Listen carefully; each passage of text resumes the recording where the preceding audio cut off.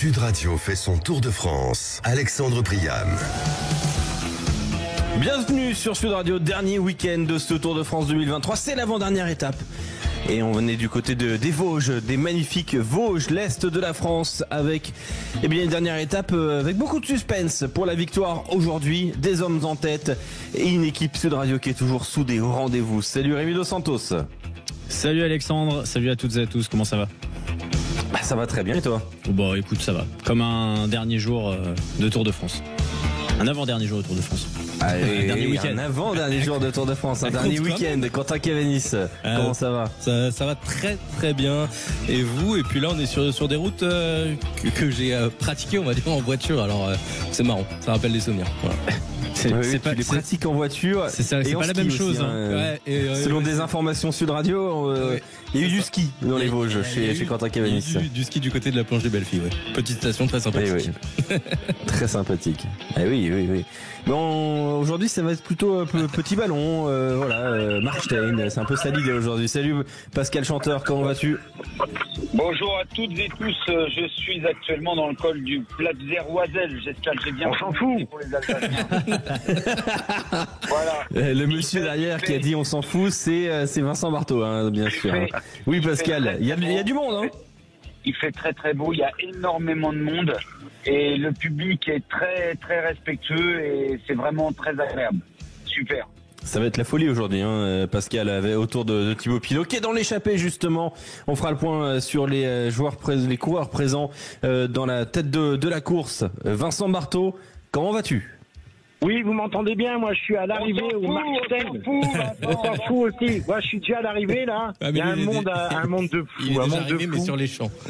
Exactement. Il y a un monde de fou, c'est terrible. Et sur les champs où il y a déjà des supporters danois qui sont prêts à attendre Jonas Vingegaard. C'est incroyable. Bon, tout le monde va bien dans l'équipe ? Bien sûr, toujours. Bah ça va très bien. Écoute, on a un consultant qui est dans les Vosges, l'autre qui est en train de faire la reconnaissance de cette toute nouvelle arrivée sur les Champs-Élysées. Non, je rigole, hein, c'est du grand classique demain. Mais il est là, il est en train de faire la reconnaissance, Vincent Barthaud, pour l'arrivée demain du côté des Champs-Élysées. Un petit point sur les pavés sont nickel. Ah bah ça c'est important. Hein. Ils ont été un peu décrochés parfois ces derniers mois sur les Champs-Élysées, mais on les a remis pour le Tour de France évidemment. Et tiens, ça va nous faire plaisir de le dire. Attaque de Thibaut Pinot, Rémi Dos Santos. Exactement. C'est une des dernières fois qu'on va dire ça. Attaque de Thibaut Pinot à l'instant. Il est dans l'échappée du jour. Le Français évidemment, on le sent, on s'y attendait. Et là, les échappés qui ont 1 minute 12 d'avance seulement sur le peloton maillot jaune, qui viennent d'entamer l'ascension du petit ballon. Donc l'avant-dernière ascension de cette journée, même de ce Tour de France. Thibaut Pinot qui vient d'accélérer, seulement suivi par son champion de France de coéquipier Valentin Madouas, Tom Pidcock et Giulio Ciccone à lâcher. On a Warren Barguil également qui est là dans cette échappée. Donc voilà, c'est un quatuor, un quintet. Ciccone est là.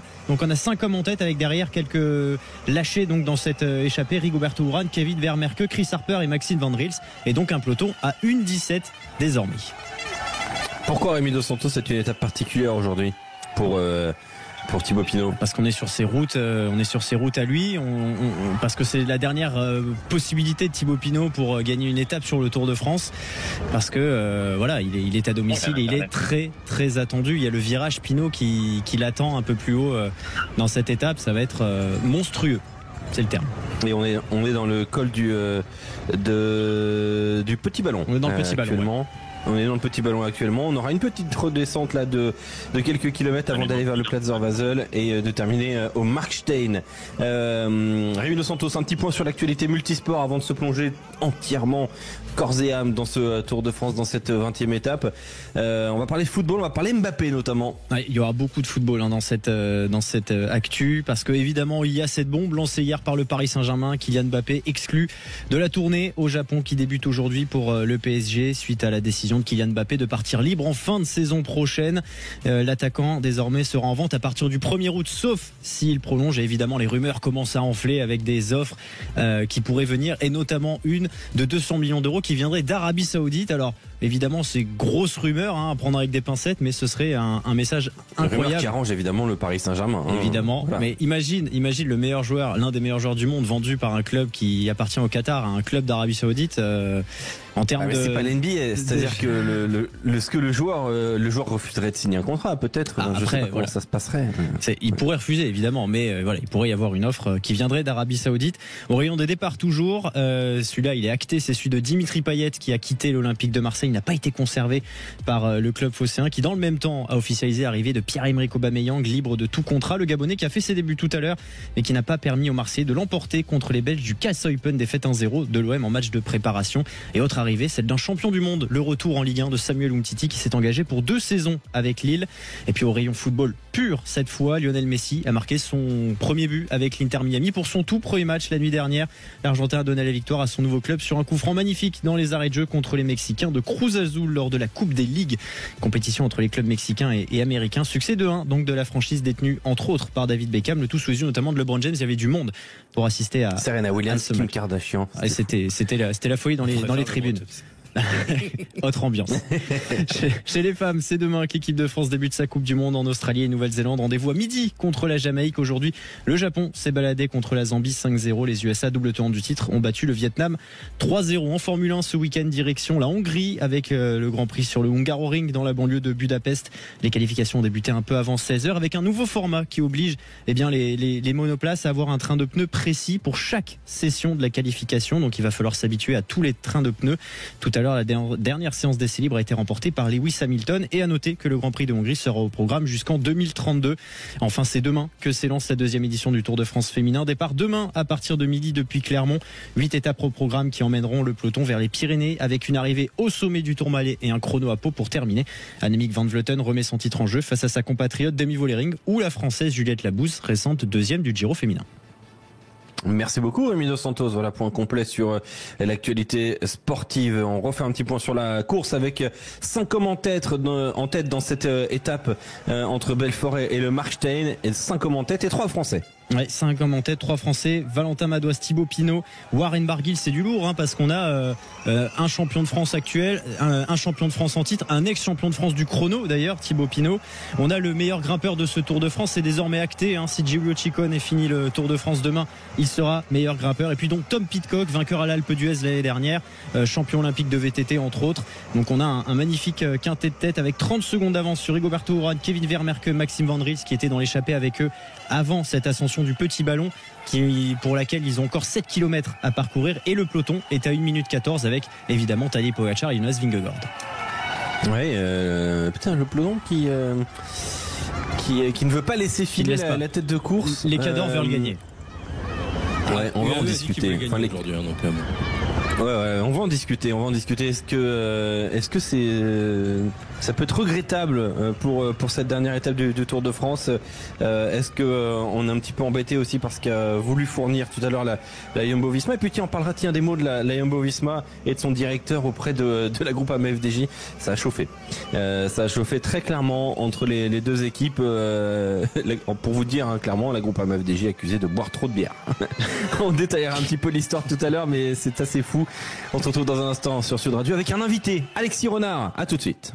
Sud Radio fait son tour avec un homme en tête, c'est Thibaut Pinot, pour sa dernière participation au Tour de France, sa dernière étape où il peut vraiment aller chercher la victoire. Il est parti seul dans le petit ballon, même si la chasse est proche. Rémi Dos Santos. 8 secondes, il a créé un petit écart Thibaut Pinot par rapport au quatuor Tom Pidcock, Giulio Ciccone, Chris Harper désormais qui est revenu sur ses adversaires, et Warren Barguil, puisque Valentin Madouas s'est relevé, puisqu'il a roulé justement, il a emmené pour mettre sur orbite son leader, en tout cas son leader d'aujourd'hui, Thibaut Pinot, qui a accéléré. Alors Tom Pidcock mène la chasse derrière, c'est à 7-8 secondes, ça aussi, et le peloton est toujours à quasiment 1 minute 10, mais voilà, il est parti à 5 km, un peu plus de 5 km du sommet du petit ballon, et il est parti pour un grand numéro de Thibaut Pinot. Ouais, il part de loin. Il reste 30 km au total, et dont à peu près la moitié ou presque de chez lui. Il connaît. Ouais. Et puis il va arriver bientôt. On a vu un Tom Pidcock qui roulait, qui essayait de remettre un petit peu d'avance à ce groupe-là. Bam, chiquette, allez, attaque de Pinot. Je pense que ça va moins s'entendre dans ce groupe. Vincent Barthaud, là on est sur une course d'émotion pour Thibaut Pinot. Exactement. il a tout le public avec lui, c'est incroyable, et il retrouve de la force comme à sa première jeunesse. Donc voilà. Alors est-ce qu'il n'est pas parti un peu tôt? Moi j'aurais attendu encore un peu, mais bon, c'est lui qui est sur le vélo, c'est lui qui se sent. Et derrière, il a l'air de faire une bonne différence. Alors on a vu tout à l'heure aussi. On a vu l'image avec Madouas. Est-ce qu'il aurait dû attendre un peu Madouas pour l'aider sur le final? Mais bon, c'est qu'il se sent fort. Il se sent fort pour essayer de partir comme ça, en fait. Et il a créé l'écart à 20 secondes. Madouas d'attaquer pour le suivre derrière, pour partir ensemble. Voilà, Thibaut Pinot qui est parti pour courir avec encore un peu plus d'émotion aussi, parce que j'ai l'impression que l'écart avec le peloton grandit pas, mais que l'écart avec le groupe d'échappés grandit. Je pense qu'il a fait mal ses adversaires, et puis avec le peloton, ça reste stable malgré tout. Oui, le peloton, ça fait un moment qu'il roule, les équipiers à Pogačar, mais ils ont rien diminué non plus, donc c'est qu'on est aussi à fond derrière, il n'y a pas de problème. Là, 1 minute, il reste 30 km, c'est jouable. Hein. Non, mais ça va pas être évident, ça va pas être facile, mais voilà. C'est bon, Vincent? Pascal, à toi. Non, c'est son baroud à Thibaut. Il est chez lui, il va arriver dans son virage où il y a énormément de public qui sont tout à cause. Je pense, comme vous venez de le dire, et il tient absolument à garder 7 minutes d'avance sur le peloton de leader, parce que s'il n'a pas un petit peu plus d'1 minute, ça va être très dur de gagner l'étape aujourd'hui. Et comme vous l'avez dit, les gros bras, que ça soit Vingegaard ou Pogačar, ont envie de gagner l'étape aujourd'hui. Ouais, effectivement, et ça a été 1 minute. Est-ce que ça suffira? Là, il y aura toute la question qui va devoir se poser. Alexis Renard est avec nous, le coureur de la Cofidis. Bonjour Alexis. Bonjour à tous. Très heureux de vous avoir sur Sud Radio avec Vincent Barthaud, Pascal Chanteur, nos 2 illustres consultants avec Rémi Dos Santos et Quentin Cabanis. Vous avez participé à ce Tour de France. Malheureusement, vous n'avez pas pu aller au bout, suite à une blessure lors de la 17e étape et une arrivée hors délai pour 1 seconde sur un contre-la-montre. Malgré tout, c'était votre première participation sur ce Tour de France. Qu'est-ce que vous en gardez, Alexis? Et déjà, comment va l'épaule? Il me semble que c'était l'épaule. Ouais, c'est une fracture au niveau du coude sur le premier virage au contre-la-montre. Et non, ça va, j'ai pas de douleur, donc c'est le principal, on va dire. Et normalement, je devrais être sur pied assez vite. Qu'est-ce que vous retenez de cette première participation au Tour de France, Alexis Renard? C'est incroyable, c'est vrai que c'est des sensations uniques. Je pense qu'il n'y a rien de comparable. Enfin, j'ai rien fait de comparable jusqu'à là. Il y a un monde incroyable et tout le public est exceptionnel. Et c'est vrai que durant ces 17 étapes, j'ai pu voir un engouement autour du Tour de France. Et c'était assez incroyable et grandiose à vivre. Et avec une saison, un Tour de France exceptionnel pour la Cofidis quand même. C'est vrai que pendant des années et des années et des années, pendant plus d'une dizaine d'années, on a toujours rabâché. Comment, Rémi? 15 ans, 15 ans, ouais, depuis 2000. 15 ans. On a rabâché la Cofidis ne gagne pas sur le Tour, et il y en a eu 2, si je me trompe pas, Alexis Renard sur ce Tour de France. Qu'est-ce qui s'est passé à la Cofidis? Non, je sais pas. Et c'est vrai qu'on avait un super groupe cette année au Tour, et on avait envie de bien faire. Après, c'est vrai qu'au début du Tour, on nous a encore redit que ça faisait 15 ans qu'il n'y avait pas eu de victoire pour Cofidis. Ça commence à bien faire cette histoire. Oui, c'est sûr, mais on avait aussi envie d'écrire notre propre histoire et pas de regarder dans le passé tout le temps, de pas tout le temps regarder dans le rétroviseur. Et je pense que c'est aussi ça qui nous a donné de la force. Mais après la victoire de Victor dès la 2e étape, ça nous a aussi donné un gros coup de boost. On s'est jamais dit que le Tour était réussi dès la 2e étape, et on l'a montré aussi avec Kion, qui a gagné encore une étape sur la 2e semaine, et c'était encore incroyable. C'est vrai qu'on m'avait dit au début du Tour que toutes les émotions étaient décuplées, mais là j'ai vraiment pu le voir, pu le vivre en direct, et c'est vrai que quand on gagne, c'est des sensations incroyables, même si c'est pas soi-même, mais le fait d'abandonner aussi, c'est aussi des émotions incroyables, et c'est le Tour de France et tout est décuplé, et c'est ça aussi la beauté du Tour. On va parler de cet abandon malheureux et aussi rocambolesque sur l'arrivée hors délai sur le contre-la-montre. J'ai posé des petites questions, voilà, à des confrères au cœur du peloton du Tour de France.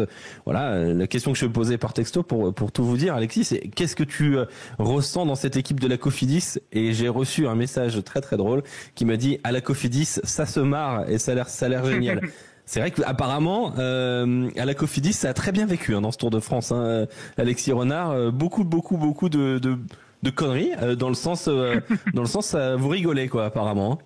Ouais, non, c'est sûr que tu confirmes. On aime bien. Oui, on aime bien rigoler. C'est sûr que c'est important aussi pendant presque un mois à vivre ensemble parce que on était là quasiment une semaine avant le départ. Donc c'est important de bien vivre dans le groupe et je pense qu'on a tous bien vécu aussi dans ce groupe et ça a bien marché c'est pour ça aussi que ça a bien marché sur ce tour. Rémi Santos. Ouais, j'ai évidemment plusieurs questions, Alexis, mais déjà comment est-ce qu'ont été fêtées les victoires de Victor Lafay et de Yon Izagirre? Parce que au-delà même des 15 ans, malgré tout, ça reste des victoires incroyables parce que remporter une étape sur le Tour de France, ça arrive très rarement. Donc est-ce qu'il y a eu les petites fêtes le soir à l'hôtel avec toute l'équipe? Non, il n'y a pas eu de grosses fêtes, on va dire, parce qu'on avait gagné. C'est soir la grosse fête. Ouais, c'est ça. Je vais à Paris d'ailleurs rejoindre le groupe parce que quand même. Ah bah parfait. Mais non, il n'y a pas eu de grosses fêtes, on va dire. Il faut vite se remobiliser parce que le Tour de France c'est long et le repos c'est important. Donc c'est vrai que si on avait fait la fête dès la deuxième étape, on se serait mis une belle balle dans le pied. Pour la suite du tour, mais oui, on a quand même marqué le coup avec forcément une coupe de champagne traditionnelle, on va dire, après la victoire. Mais non, c'est sûr qu'on n'a pas on s'est pas mis à l'envers parce qu'on avait gagné une étape sur le tour. Alexis Renard, là, si on se replonge avant le Tour de France et qu'on vous disait, la Cofidis, il va y avoir 2 vainqueurs. Est-ce que vous auriez mis un copex sur Victor Lafay ou sur Yon Izagirre ou peut-être plus sur l'un que sur l'autre? Non, j'aurais pas. Déjà, j'aurais peut-être été surpris. Après 2 victoires, ça fait beaucoup. Déjà, on pensait vraiment, on avait une vraie bonne équipe et on savait qu'on pouvait faire un gros résultat. Après, on est sur le Tour de France, c'est le plus haut niveau mondial. Tout le monde est prêt à 100%. Donc, c'est difficile d'obtenir des résultats. Mais oui, on m'aurait dit une victoire. Ça m'aurait pas surpris, mais 2, c'est sûr que oui, il fallait signer tout de suite. On est obligé évidemment de parler de ton abandon, enfin de ton arrivée hors délai sur un chrono, ce qui est quand même pas banal. 1 seconde de hors délai. Est-ce qu'il y a eu réclamation entre guillemets? Est-ce qu'au niveau de ton niveau de la Cofidis, est-ce qu'il y a eu une demande pour être reclassé ou non? En fait, moi, je suis hors délai parce que j'ai changé 2 fois de vélo, je suis tombé, etc. Donc c'est ça qui m'a fait être hors délai, mais après je pouvais pas repartir avec la fracture que j'avais déjà. Mais j'ai été repêché sur le communiqué officiel, je suis repêché à la fin de l'étape. Mais c'est pas pour ça que je repars pas. C'est pas pour ça que je repars pas le lendemain, quoi. Mais j'ai été repêché. Donc c'est pas une arrivée hors délai, techniquement. Non. C'est un abandon. C'est non partant. Non partant le lendemain et pas abandon et pas hors délai sur cette étape. Pascal Chanteur est avec nous, le patron de l'Union nationale des cyclistes professionnels. Pascal, peut-être une question pour Alexis? Oui. Non, mais juste, tout d'abord, bravo pour ton début de Tour de France. Et puis, tu as énormément travaillé pour le collectif, Alexis. Et on connaît toutes tes caractéristiques et tes compétences dans le domaine d'équipier et puis surtout de lanceur de Brian Cocard. Hein. On t'a vu à Nogaro où tu avais montré tout ton talent. Et Alexis, là, je voulais juste rebondir sur ce que tu disais. Et voilà, c'est pas un abandon parce que tu as très bien expliqué ce qui t'était arrivé et surtout le fait que tu ne pouvais pas repartir le lendemain. Et moi, la question que je voudrais te poser, c'est est-ce que tu souhaites très vite retourner sur le Tour de France, même si ça roule très vite, même si c'est très dur, même si on passe des bons et beaucoup de mauvais moments de douleur, mais est-ce que tu as une envie folle de repartir sur le Tour de France 2024? Oui, c'est sûr que, comme je disais, direct après mon abandon, c'est un peu comme Paris-Roubaix, quand on arrive sur le vélodrome, on n'en veut plus du tout, on veut plus en entendre parler. Et puis une journée après, on n'a qu'une envie, c'est d'être l'année prochaine et d'être au départ. Et là, je pense que c'est l'envie que j'ai aussi. Et j'ai eu Cédric Vasseur au téléphone cette semaine et il m'a posé cette question-là justement. Et la réponse que je lui ai donnée, c'est que j'avais qu'une envie, c'est d'être l'année prochaine pour être au départ. Et c'est sûr que quand on voit l'engouement qu'il y a autour du Tour et est-ce que toutes les émotions que ça peut procurer, alors j'ai passé plus de mauvais moments que de bons moments sur le Tour avec notamment les étapes en montagne, mais c'est sûr que oui, j'ai envie d'être au départ dès l'année prochaine. On s'en est rendu compte, nous, à la télé, Alexis, mais dans le peloton, à quel point est-ce que ça roulait vite sur ces 3 semaines ? Comme j'ai l'habitude de le dire, ça reste une course World Tour, donc ça roule comme une course World Tour, mais il y a beaucoup plus de nervosité, il y a beaucoup plus d'enjeux, et toutes les équipes ont envie d'être devant. C'est vrai que la nervosité est vraiment présente pendant les 17 étapes que j'ai pu faire. C'était nerveux tout le temps, il y a vraiment, comme je dis, beaucoup d'enjeux, et toutes les équipes veulent être placées à l'avant, donc ça reste peut-être un peu plus dangereux et plus nerveux, mais après au niveau de la vitesse, ça roule comme une course World Tour où c'est le plus haut niveau mondial. Et est-ce que tu as vu une différence, parce que tu avais déjà participé à un grand tour, tu avais fait la Vuelta en 2020, au-delà du fait évidemment que le Tour de France c'est en France et c'est ton tour national, est-ce que tu as vu une différence avec la Vuelta d'il y a 3 ans ? Ouais, c'est sûr qu'il y a déjà beaucoup plus de monde. Après moi c'était l'année Covid, donc j'ai peut-être pas pu m'en rendre compte de la même manière, mais oui, il y avait vraiment beaucoup plus de monde et tout le monde parle que du Tour de France pendant le Tour de France, et j'ai reçu un nombre de messages incroyables déjà lors de l'annonce de ma participation et ensuite lors de l'annonce de mon abandon. Et c'est vrai que c'était un nombre de messages incalculable et ça fait chaud au cœur de voir que le Tour est aussi suivi que ça. Et j'ai même reçu des messages de gens qui me remerciaient parce que ça les avait fait redécouvrir le Tour de France. Et ça, c'est assez incroyable et ça procure encore des émotions folles. Bon, Alexis Renard, on est aussi avec notre consultant Vincent Barthaud, normand. Alors, petite question à vous deux. Déjà, le Mont-Saint-Michel, il est en Bretagne ou en Normandie ? Non, plus sérieusement. Vincent Barthaud, peut-être une question pour Alexis Renard. Vincent Barthaud, ancien maillot jaune du Tour de France, épopée extraordinaire en 84, si je ne me trompe pas, Vincent.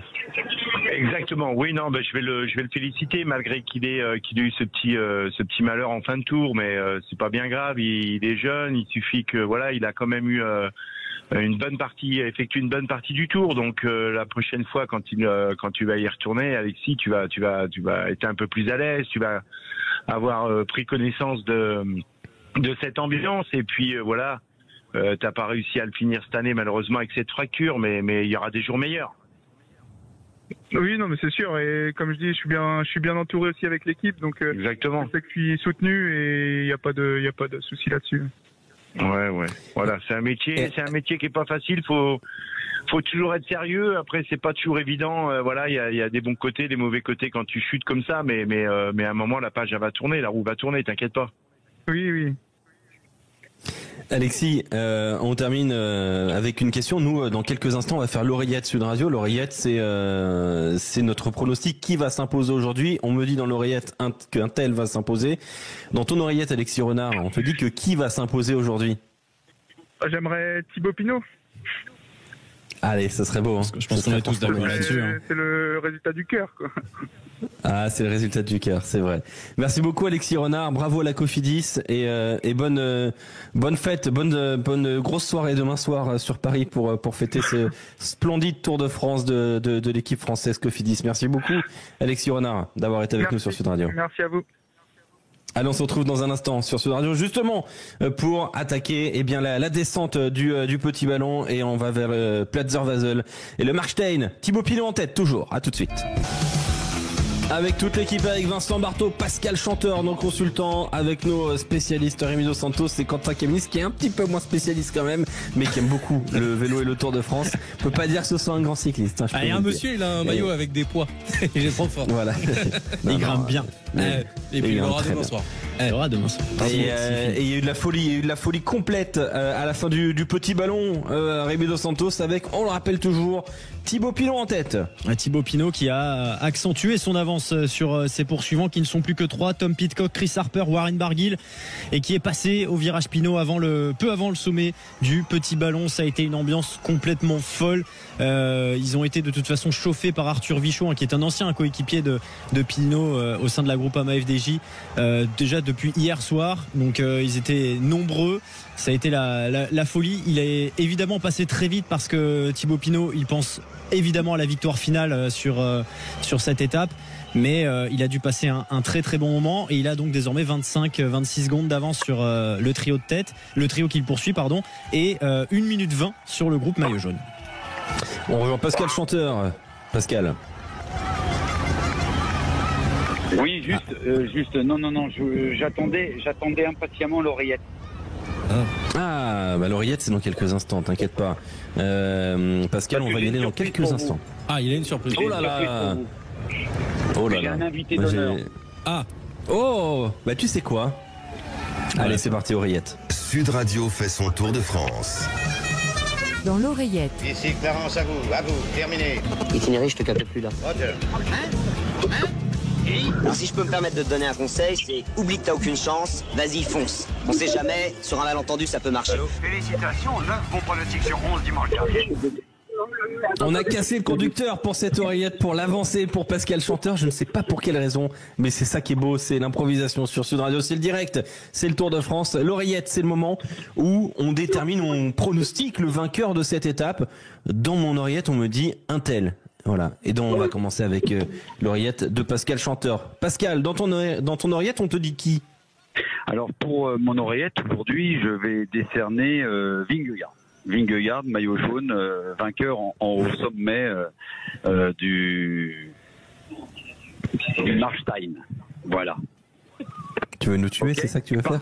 Par contre, je vais vous passer la parole à un invité d'honneur qui est avec moi aujourd'hui et qui va se présenter et qui va donner lui son oreillette. Bonjour, c'est Paul Belmondo. Moi, mon oreillette, je dis, j'aimerais bien que ce soit Pinot qui gagne au sommet et avec Vingegaard qui aurait la classe de rester juste 5 secondes derrière pour la beauté du sport. Voilà. Bonjour Paul Belmondo. Bonjour, très heureux de vous avoir sur Sud Radio. Effectivement, on aimerait beaucoup avoir on aimerait beaucoup que ça se produise. Ce scénario-là. C'est où qu'on signe. Parce que on n'aimerait pas trop que Jonas Vingegaard s'impose aujourd'hui. Désolé. Mais effectivement, on aimerait beaucoup une victoire de Thibaut Pinot. Qu'est-ce que vous faites sur la route du Tour, monsieur Belmondo? Je suis avec Pascal Chanteur qui gentiment m'a proposé de suivre l'étape aujourd'hui dans cette belle étape ici en Alsace et voilà, donc c'est un super moment et puis de voir, en parler de Pinot justement, de voir tout ce public qui est là, qui l'encourage. J'imagine le plaisir que lui doit avoir en ce moment d'être seul en tête avec 30 secondes, ça doit être des frissons, ça doit être génial. Et puisque quand on est pilote automobile, alors on fend généralement pas la foule de cette manière. Normalement. Ouais, non. Normalement. C'est vrai que c'est très très chaud là en voiture. Ils sont assez bouillants, ils sont très très proches et non c'est vrai. Mais ils sont disciplinés. Et c'est bon enfant, c'est sympa. Est-ce que Pascal Chanteur est un bon conducteur, Paul Belmondo? Parce que on l'entend souvent conduire et on l'entend souvent râler au volant. Non, c'est un bon pilote. Non, il n'y a aucun souci. Pascal, j'ai toute confiance. C'est un grand descendeur, on va pas oublier. Ah ouais, oui, c'est vrai. Ça, c'est un très grand descendeur comme. Bon grimpeur aussi. J'ai un bon grimpeur aussi. J'ai une question. Est-ce que vous avez passé justement le virage Thibaut Pinot et qu'est-ce que vous avez pensé de l'ambiance qui régnait justement? L'ambiance est géniale, c'était fabuleux de voir autant de monde comme ça qui l'encourage et je crois que pour lui, même s'il gagne pas aujourd'hui, je pense qu'il aura un souvenir, en tout cas pour son dernier tour et sa fin de carrière, ça sera un souvenir qui va rester marqué pour lui. C'est fabuleux que les gens lui aient fait cet hommage et d'être là et cette ferveur publique, c'est vraiment très très beau. C'est le Tour de France, c'est unique au monde, voilà, c'est ça. C'est magnifique. Tiens, j'en profite, Paul Belmondo, de l'oreillette pour vous demander votre oreillette du Grand Prix de Hongrie, du coup, puisqu'on est sur un week-end de Formule 1, autant qu'à faire, autant aller aussi sur l'oreillette. Alors on n'est pas sur exactement les oreillettes. Bon, on va dire c'est un petit peu comme sur le Tour. Donc j'aimerais bien soit une victoire d'Hamilton, pourquoi pas d'un Gasly. Voilà, la même chose pour que ça change un petit peu avec Verstappen qui écrase tout depuis le début de la saison. Donc on espère que ça va être un tout petit peu différent demain. Et oui, c'est vrai qu'on espère aussi un petit peu de changement. Vincent Barthaud est avec nous aussi. Alors donc Paul Belmondo dit Thibaut Pinot aujourd'hui dans son oreillette. Pascal Chanteur dit Jonas Vingegaard. Bah que dis-tu, Vincent? Eh ben moi je vais dire comme Paul. Moi j'espère bien le petit Pinot parce qu'il le mériterait, même si ces derniers jours j'y croyais plus parce qu'il avait quand même été en difficulté depuis le début du Tour. Mais j'aimerais vraiment qu'il gagne aujourd'hui. Ça serait magnifique chez lui comme ça. Alors moi j'ai juste aussi un invité qui est pas aussi prestigieux que Paul Belmondo. Je vais vous le passer. Il va nous faire l'oreillette parce que comme vous avez dit tout à l'heure sur Sud Radio, on est en direct, c'est des surprises. Je vais vous passer mon invité qui va devenir vraiment aussi très populaire dans peu de temps. Je vous le passe. Oui, bonjour à tous. Mon oreillette, Greg, artiste à l'appareil. Bah écoutez, moi je pense que Pogacar va gagner l'étape. Voilà. Moi je suis artiste, illustrateur. J'ai fait un livre l'année dernière qui est sorti, qui s'appelait les légendes cyclistes. Voilà, que j'ai fait passer sur l'antenne d'ailleurs. Bien sûr. Et voilà, donc j'accueille mon ami Vincent aujourd'hui pour la fin de l'étape et cette retransmission. Voilà mon oreillette. Bah, c'est magnifique, bienvenue Greg, c'est vrai. Vous avez l'impression d'arriver dans une soirée et il fallait tous amener un dessert, mais moi j'en ai pas. Je suis désolé. Moi mon invité c'est Quentin Cabanis. Et j'embrasse par l'occasion, mon chanchan là qui est sur les routes du Tour avec Paul Belmondo et toute l'équipe. Voilà. Ah bah, il t'entend, hein. Il est là, Pascal et Paul t'entendent. Merci mon Greg. Mon chanchan. Voilà. Bon, on se retrouve demain, mon chanchan, sur les champs. Hein. On a une surprise pour Valentin Madouas. On a une petite surprise pour Valentin Madouas. Je suis un peu fatigué quand même. Je suis un peu fatigué, les étapes ont été dures. Je comprends plus ce qui se passe. L'artiste Greg, l'artiste qui dessine les champions, qu'on peut te présenter correctement, Greg. T'as fait l'encyclopédie du maillot jaune, le calendrier du PSG. Bah tiens, puisqu'on a un petit peu des sports là actuellement, Mbappé, il va falloir l'enlever du calendrier ou pas, Greg? Bah ouais, c'est un peu tendu. Ça pue un peu, hein, je crois. Hein. Ouais, c'est un peu tendu, mais bon, c'est un peu ce des fois au Paris Saint-Germain, ça c'est sûr. Ouais. Mais bon, on lève des fois. Hein. Ça Greg, ce n'est que le foot. Comment ce n'est que du foot. Mais oui, ça n'a rien à voir avec le vélo qui est le sport roi.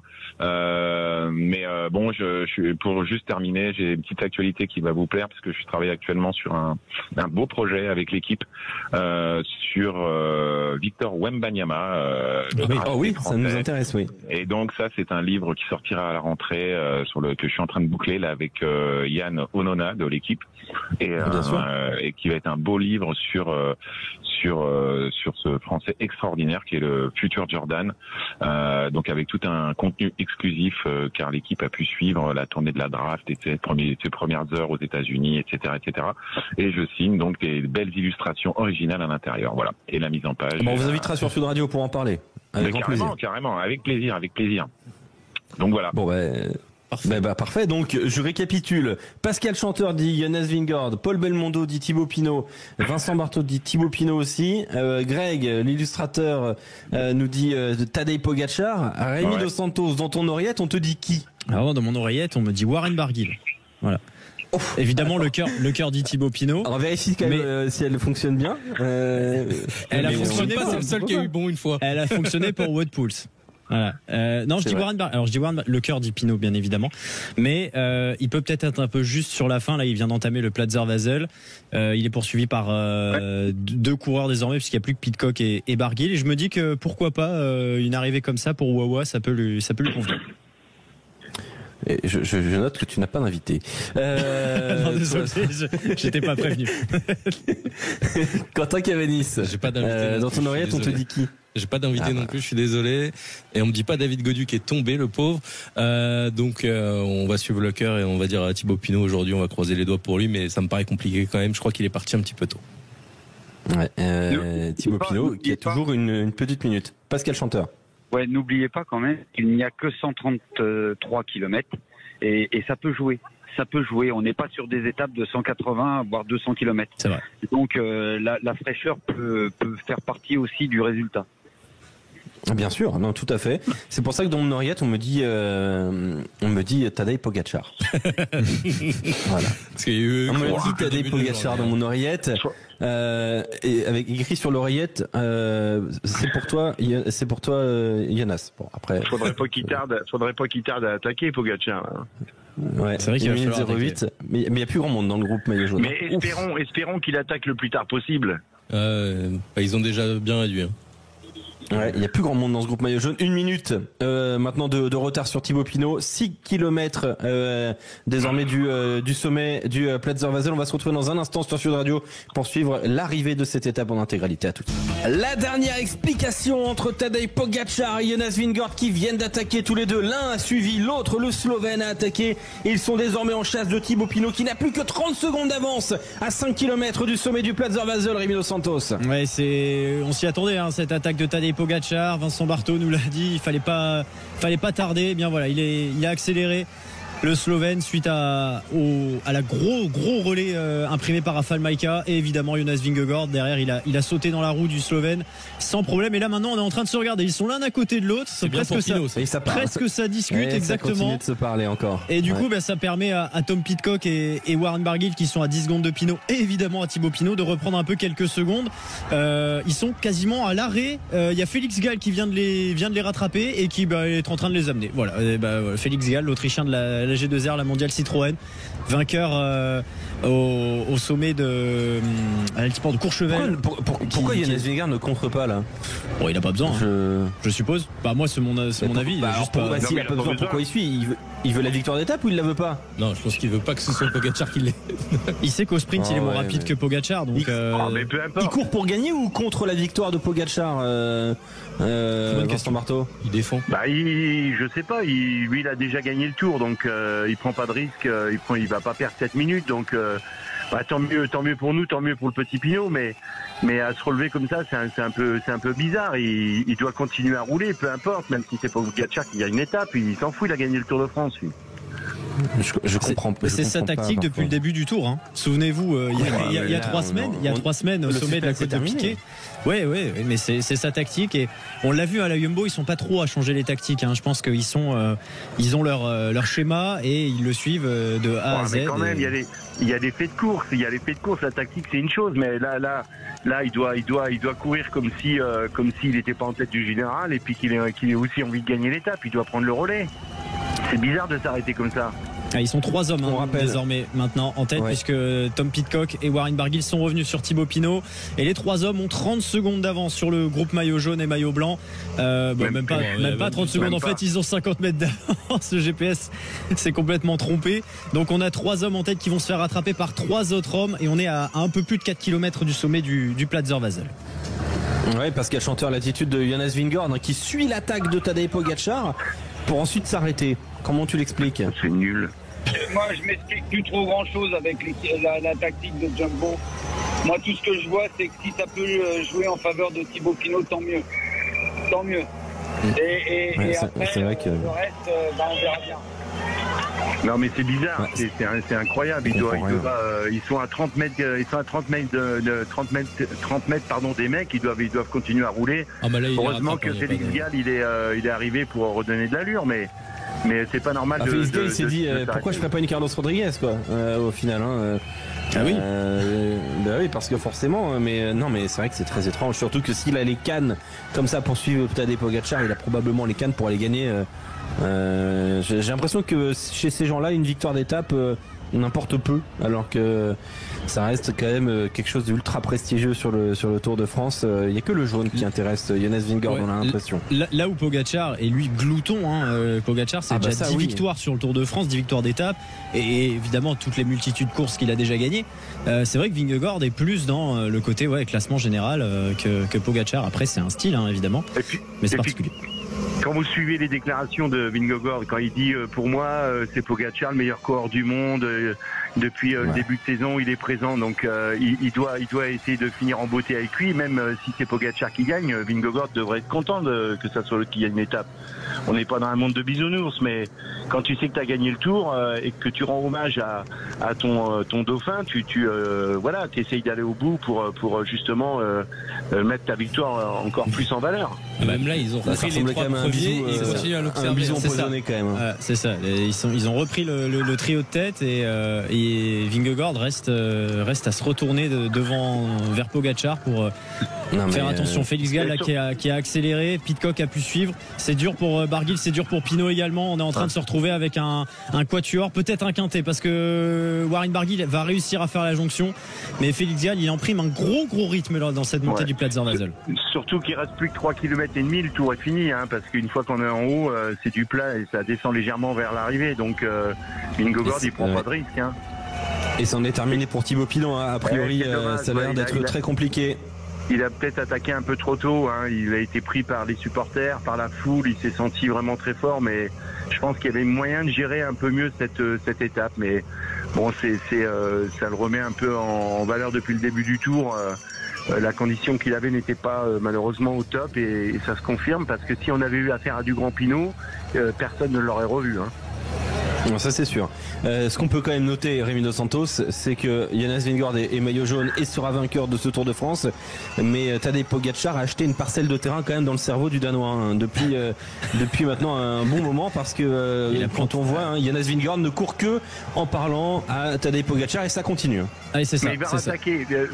Pogačar, il va rattaquer avant de sommer, c'est obligé. Oui, il reste 3,2 km. Évidemment, Pogačar va attaquer. Puis là, en plus, ils sont tous les deux emmenés par Félix Gall qui est vraiment solide sur cette troisième semaine, le grimpeur autrichien qui demande des relais, mais pour l'instant Vingegaard lui, il veut pas rouler comme depuis le début du Tour, et Pogačar lui il attend pour en claquer une. Donc évidemment il est tout seul à rouler. Pour mettre une chiquette. Mais c'est vrai quand même que c'est fou, c'est rare d'avoir vu autant un maillot jaune aussi courir en fonction de son adversaire, quoi. C'est-à-dire que il lui parle. Tu peux comprendre sur certains coureurs qui ont défendu leur maillot, ont vraiment défendu le maillot, à ne pas attaquer et à rester dans les roues de leurs rivaux ou de leurs rivales. Tu peux comprendre, mais quand tu as le talent d'un Vingegaard qui grimpe aussi bien, peut-être même mieux que Pogačar, en tout cas sur ce Tour, ça l'était. C'est bizarre de ne pas profiter de cet avantage. Après, on est en fin de Tour, donc. Il va peut-être leur mettre une mine aussi, Vingegaard. Il attend le kilomètre ou le kilomètre et demi. Et je suis sûr qu'un des deux vont attaquer de toute façon. On arrive en haut du Platzer Basel. D'ailleurs, le dernier kilomètre est à 10,4%. Il en reste encore 2,6 dans cette étape. Il y en aura encore derrière 7 ou 8 à parcourir pour aller jusqu'au Markstein. Trois hommes en tête toujours. Félix Gall, l'Autrichien de la G2R, la mondiale Citroën, avec Tadej Pogačar et Jonas Vingegaard. Et derrière ce trio, on a des coureurs qui arrivent, notamment Simon Yates, Rémi Dos Santos. Oui, dans le groupe des autres favoris, des candidats au podium, au top 10. Ça s'attaque les uns après les autres. On a Simon Yates qui bouge énormément, puisque lui il veut sauver son Tour de France et aller chercher une victoire d'étape. Il a déjà été deuxième à deux reprises est en train de partir. dans cette édition, donc il veut lever les bras. Adam Yates évidemment qui lui est en train de défendre sa troisième place, qui est quasiment acquise désormais. C'est dur pour Carlos Rodriguez qui est tombé tout à l'heure.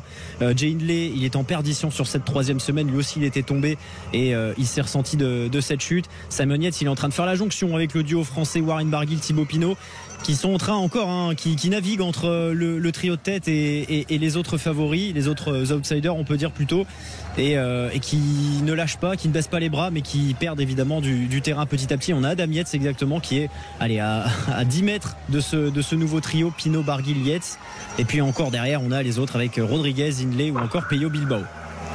Mais Félix Gall, il avait l'air de s'agacer un petit peu là, Vincent.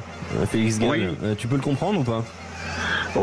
Oui, c'est normal. Il est avec les deux meilleurs coureurs du Tour de France et il a aucun relais, donc c'est pas normal. Là, ça va. C'est quand même rageant pour lui. Oui, c'est complètement rageant, mais en plus il sait qu'au sprint il a aucune chance contre Pogačar. Donc, mais derrière il y a les deux Yates qui vont faire la jonction. Ils vont essayer de rentrer. Simon Yates il va en mettre une tout à l'heure pour essayer d'opérer la jonction. Bon, il est à 20 secondes. et son frère est en train de le rattraper, donc les deux vont vouloir rentrer sur les 3 hommes de tête. Mais Vincent, si Daniel Yates, oui Pascal. Non mais Félix Gall il est obligé de rouler parce que les deux autres le laissent rouler parce qu'il est pour le classement général, il a quelque chose encore à gagner. S'il peut reprendre une place, s'il a la possibilité d'en reprendre une, il faut qu'il se donne à fond.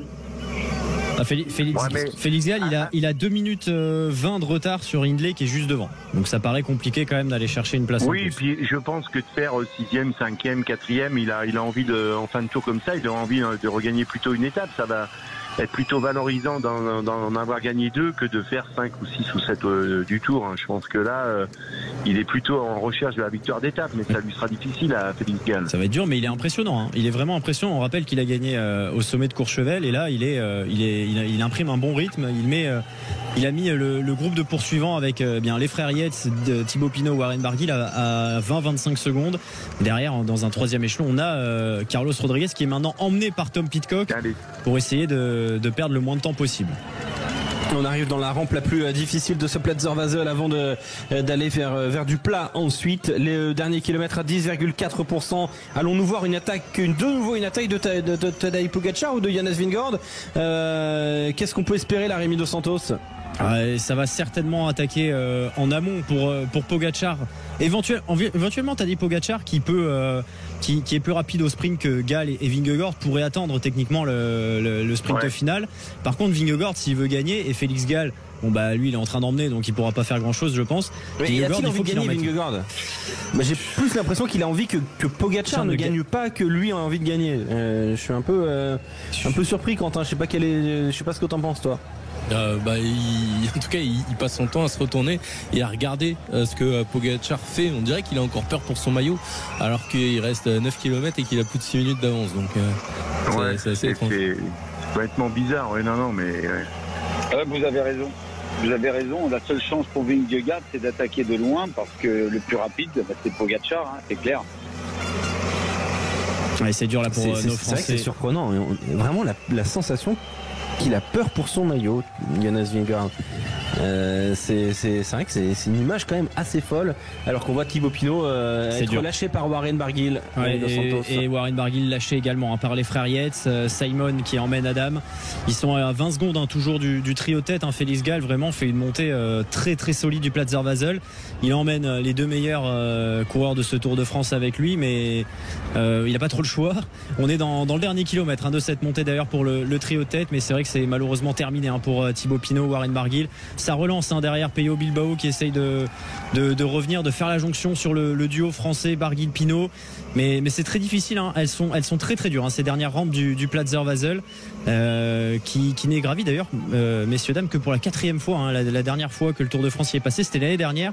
C'était les femmes avec le succès d'Annemiek van Vleuten qui avait remporté l'étape et qui était passé en tête. Donc on aura un 4e cycliste qui va passer au sommet du Platzer-Wasel dans l'histoire du Tour de France.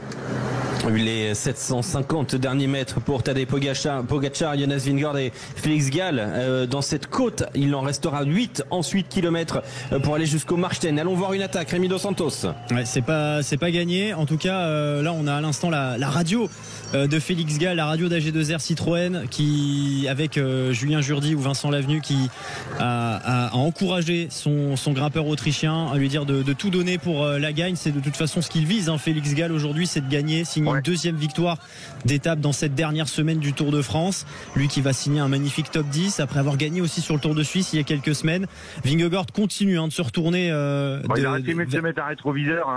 Comme ça, il a il va avoir un torticolis. Un torticolis. Non, mais de toute façon, les 2 Yates, ils vont rentrer, ils vont opérer la jonction tout à l'heure parce qu'automatiquement, les 3, ils vont se regarder dans les 5 derniers kilomètres. S'il n'y a pas d'attaque avant le sommet du Platzer-Wasel, c'est évident que ça va se regarder dans la partie plane. Exactement.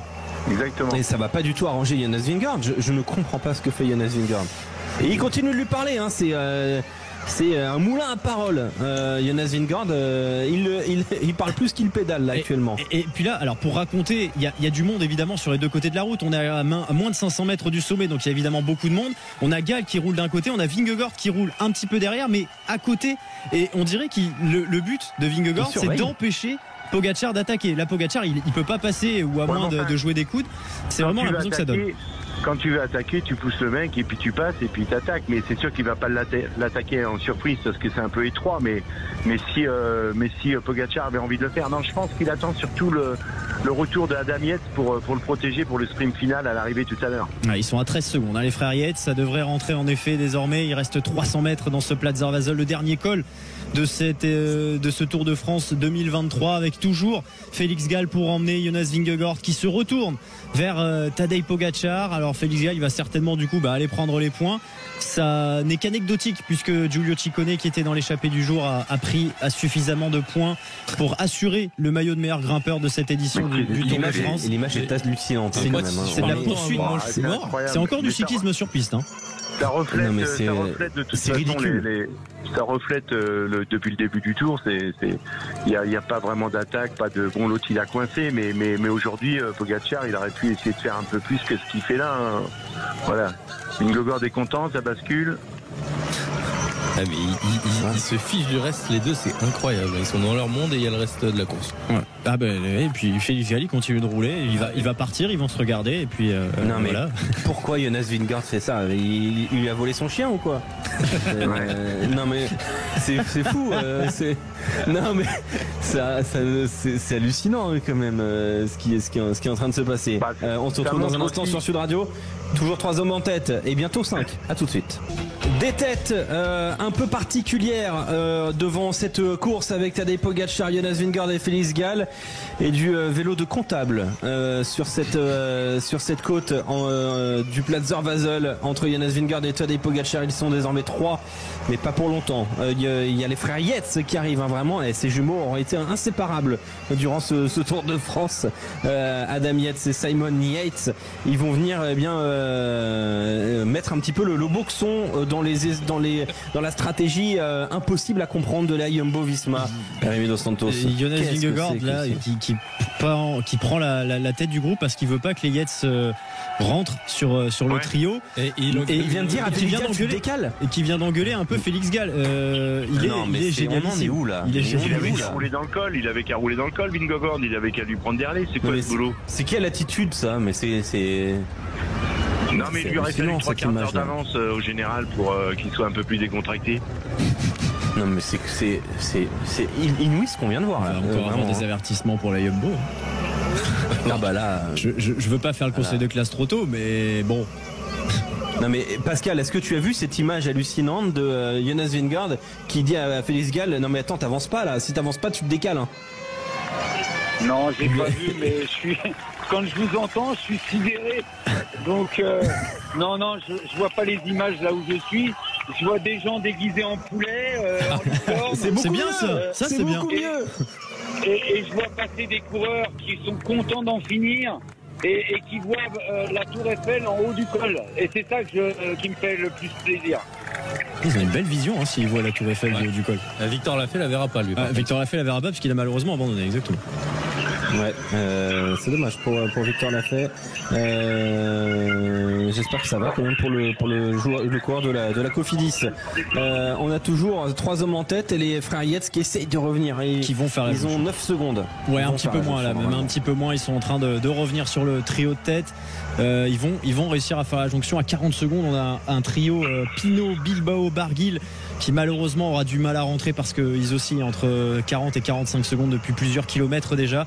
Et puis derrière, à 55, à un peu moins d'une minute, on a le groupe avec Carlos Rodriguez, Jay Hindley, Thomas Pidcock, Rafał Majka et Tobias Johannesen. C'est important parce que Simon Yates pour l'instant remonte à la 4e place devant Carlos Rodriguez. Alors c'est anecdotique, on est au pied du podium, mais voilà, c'est important évidemment pour le grimpeur britannique, le vainqueur de la Vuelta 2018 qui est en train de passer devant l'Espagnol d'Ineos Grenadiers et d'aller chercher la 4e place du général pour quelques secondes. Et bientôt 5 hommes en tête, Félix Gall, Jonas Vingegaard, Tadej Pogačar, Simon et Adam Yates à 5 km désormais de l'arrivée du côté du Markstein. Alors là on est en train d'emmener Pogačar dans un fauteuil parce que dès que les deux Yates vont faire la jonction, Adam Yates va rouler à bloc pour Pogačar. Non mais je comprends pas ce qui se passe chez Jonas Vingegaard. Pourquoi veut-il qu'il y ait tout le monde avec lui? Il va arriver avec le podium en entier. C'est ça son projet. pour Jonas Vingegaard. Si vous nous revenez sur Sud Radio, on a une scène hallucinante puisque Thibaut Pinot était en tête sur les 2 tiers du Platzer Basel avant d'être rejoint par Warren Barguil et Thomas Pidcock, et puis une attaque de Tadej Pogačar, une attaque à laquelle a immédiatement répondu Jonas Vingegaard, et Jonas Vingegaard, et bien derrière il a fait dodo et il a empêché, il a un peu neutralisé la course. Félix Gall, qui les avait rejoints, a été obligé de faire le rythme, et depuis, eh bien, Jonas Vingegaard pédale en regardant Pogačar derrière lui, comme s'ils étaient à 1 seconde au classement général, alors qu'il y a plus de 6 minutes. Jonas Vingegaard qui ne roule pas pour gagner, mais qui roule contre le vélo et contre Tadej Pogačar, et même maintenant contre Félix Gall, puisque Félix Gall s'est fait en plus engueuler de pas rouler assez vite, alors que Jonas Vingegaard, qui vise la victoire d'étape, a priori, c'est ce qu'il avait annoncé, a refusé de rouler. Ça n'a aucun sens dans ce plan de l'existence. Alors que ça aurait été magnifique justement qu'ils basculent tous les deux en tête de ce col, et puis de se disputer la victoire en fin de tour comme ça aurait été magnifique, mais a priori il en a décidé autrement, Vingegaard.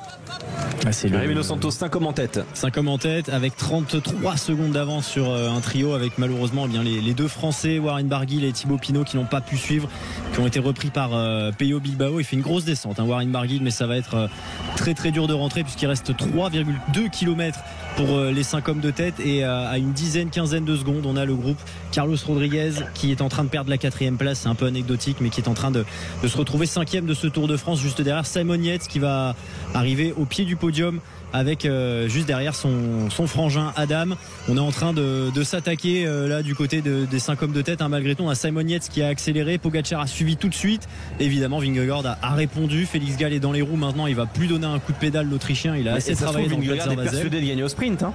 Peut-être qu'il est sûr de lui, peut-être qu'il est sûr de ça. Sans être médisant, les Jumbo sont quand même globalement assez sûrs d'eux. On rappelle que Vingegaard a dit que si les gens comprenaient pas la tactique des Jumbo, c'était pas leur faute, c'était parce que ils étaient trop bêtes, globalement. Donc ils sont globalement sûrs de leur force, les Jumbo. Alors le groupe de Barguil qui a 34 secondes avec le petit Pinot. Alors 34 secondes, c'est beaucoup et peu à la fois. Si ça se regarde, il reste certes que 2,5 km, mais si on se regarde devant le groupe Vingegaard, ils peuvent rentrer, et pourquoi pas, s'il y a une grosse temporisation, une attaque de Barguil ou une gagne au sprint. Attention, l'étape n'est pas encore tout à fait jouée. Alors on a envie d'y croire. On a envie d'y croire parce que pourquoi pas. C'est vrai que ça peut se regarder. Qui est dans ce groupe. En fait, tout va dépendre de la force d'Adam Yates pour emmener Pogačar le plus près possible de l'arrivée. Mais Yates a l'air vraiment très très fatigué, et il a du mal à emmener le groupe là. Adam Yates qui évidemment se met à la planche. Lui, sa 3e place, elle est assurée sur le podium, ou quasiment. Il faudrait un énorme souci dans les 2 derniers kilomètres pour qu'il ne soit pas 3e. Il maintient l'écart avec les poursuivants et avec le groupe Rodriguez, évidemment, parce que alors qu'il reste 2 km. Il va aussi permettre à son frère Simon de gagner une place et de terminer 4e. Il reste un peu moins de 2 km désormais, en effet, Alexandre, 1,7 km. Il y a 30 secondes d'écart. Ça sera très dur de rentrer. Adam Yates qui est quasiment couché sur son vélo. Dans sa roue, c'est Pogačar, puis Vingegaard, Félix Gall, et en dernière position Simon Yates qui vise une victoire d'étape. C'est le seul des 5 qui n'a pas gagné sur ce Tour de France 2023. Adam Yates a gagné la première étape, Pogačar a gagné à Cauterets-en-Basque, Vingegaard a gagné le contre-la-montre mardi, et Félix Gall a gagné mercredi sur les hauteurs de Courchevel. Et d'ailleurs, sur 2 de ses victoires, Simon Yates c'était 2e, c'était derrière Gall, c'était derrière son frère à Bilbao. Donc il la veut, cette victoire. On est à la flamme rouge pour les 5 hommes de dos.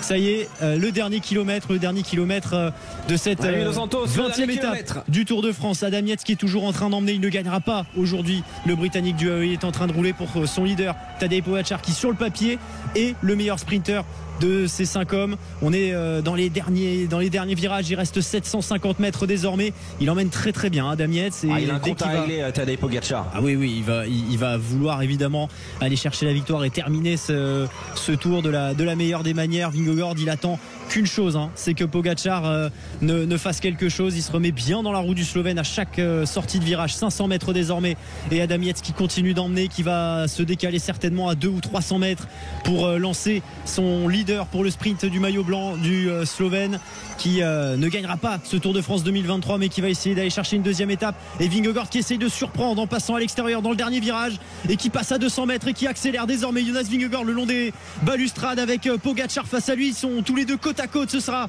la victoire pour le maillot blanc ou le maillot jaune. Ce sera pour Pogačar. Plus fort, plus puissant et tout simplement meilleur. Le succès de Tadej Pogačar, le cri de joie du Slovène qui l'emporte devant, il me semble, Félix Gall qui vient sauter Vingegaard qui a lâché dans les 20 derniers kilomètres. Adam Yates termine 5e. Le point serré d'Adam Yates évidemment parce que c'est un succès d'équipe. De l'équipe ils ont roulé dans la journée. Adam Yates est revenu pour emmener Pogačar et Pogačar derrière remporte cette victoire. 11e succès d'étape sur le Tour de France pour Pogačar, son 2e sur ce Tour de France 2023. Il termine de la meilleure des manières, le Slovène. Et Alexandre qui a vécu cette victoire de la manière la plus neutre du monde. Il a presque plus vibré que quand Victor l'a fait il y a 3 semaines. Il a dit c'est très journalistique ça. Toutes mes excuses, mais là, je suis désolé. Il y avait Jonas Vingegaard qui a roulé contre le vélo pendant toute l'intégralité sur les 20 derniers kilomètres et pour se faire sauter au sprint comme prévu. Enfin, c'est quand même. Ça réfléchit à la Jumbo-Visma, Vincent. Hein. Ah, ça réfléchit fort. Ouais, c'est complètement bizarre, ouais. Au lieu de nous, mais c'est surtout les éloges qu'il a donné de Pogačar la veille. Il lui a dit, voilà, vous l'avez tous vu. C'était des éloges pour la presse. Je suis désolé, malheureusement, ça doit être ça. Enfin, ce qui est sûr, c'est que c'est pas vraiment les meilleurs potes du monde, hein, parce que s'ils s'appréciaient vraiment plus, on n'aurait rien regardé, on aurait continué, on serait arrivés tous les deux. Voilà, ça aurait été un signe de seigneur de la part de Vingegaard. Donc voilà, c'est comme ça, mais c'est pas. C'est vrai, voilà, exactement. Ah, il est quand même content. Hein. Ah oui, il est content. Il a sa fille Frida dans les mains là, déjà. Jonas Vingegaard. Mais il a gagné le Tour de France. Il vient de gagner le Tour de France pour la 2e fois consécutive. C'est quasiment sûr, à moins vraiment d'un énorme cataclysme sur la route des Champs-Élysées demain. Mais Jonas Vingegaard a fait le plus dur. Parce que Pogačar, il est content d'avoir gagné, mais ceci dit, il doit quand même penser que encore 2e du Tour, ça doit lui foutre bien les boules quand même. Hein. Il gagne, c'est sûr, mais à la base, quand on prend le départ pour essayer de le gagner une étape, tu te contentes pas de ça. Hein. C'est bien, mais il doit quelque part, il doit se poser des questions, il doit se dire merde, j'ai encore loupé mon tour. C'est vrai que Tadej Pogačar, désormais, son ratio sur les grands tours, il est négatif en victoire, participation, parce que il a une 3e place sur la Vuelta, 2 deuxième place sur le Tour et 2 victoires. Donc désormais ça fait 2 victoires sur 5. Voilà. C'est du second degré bien évidemment, hein, je précise. Je peux poser une question. Pascal Chanteur. Bien sûr. Ouais, je me pose la question, est-ce que, à votre avis, Vingegaard ne souhaitait pas gagner au sprint devant Pogačar, qui est quand même l'un de ses points forts, pour lui montrer que c'était réellement lui le plus fort sur tous les compartiments du jeu. Peut-être, c'est très possible. Tu veux que je te dise, Pascal, si c'est le cas, c'est quand même un excès d'arrogance. Il avait qu'à se barrer tous les deux, il avait qu'à partir tous les deux, il avait qu'à pas refuser d'Herlé, puis après de le battre au sprint, voilà. Mais là, il n'a pas montré ça, quoi. Il a montré le contraire. Et surtout, il a laissé Pogačar être emmené par Adam Yates. Mais il a quand même tenté de l'attaquer pour gagner au sprint. Ouais, c'est vrai. Oui, il a tenté. Il s'est vite résigné et il a secoué la tête dès qu'il a vu que Pogačar était plus fort. Hein.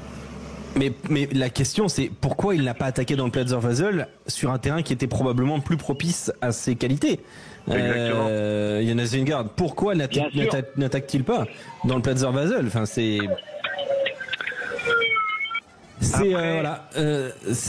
on n'aura pas tout compris quand même cette année, hein. Ça c'est clair. Après, ce qu'on peut dire très rapidement, c'est la gestion un peu pas bizarre, mais celle du petit Pinot. Je crois que en dehors de parler des deux autres, on aurait aimé qu'une victoire française aujourd'hui, surtout la sienne, mais sachant le peu de conditions physiques qu'il avait, la fatigue. Je pense qu'il a fait une erreur de partir un peu trop tôt de l'arrivée. Il a cru que derrière ça allait peut-être temporiser, mais je pense que s'il avait gardé un peu plus de jus avant la dernière ascension, il pouvait peut-être aller au bout. Mais voilà, c'est fait, et on ne fera pas l'histoire. Est-ce que le fait dans un instant, oui, Rémi. Ouais, est-ce que le fait que le peloton ait jamais laissé une énorme avance fait qu'il a été obligé qu'il s'est dit, il faut peut-être justement anticiper? Oui, mais anticiper quand tu es sûr de ta qualité physique. Là, forcément, il a quand même couru à l'énergie. Il fallait vraiment faire attention au moment qu'il attaque, de donner toutes ses forces. Je pense que perdu pour perdu, il aurait fait mieux d'attendre un petit peu pour tout donner sur le dernier col. Mais Thibaut n'avait pas le choix. Thibaut était obligé d'appréhender l'attaque des Cadors, parce qu'à la pédale, il est juste un ton en dessous des Pogačar et Vingegaard.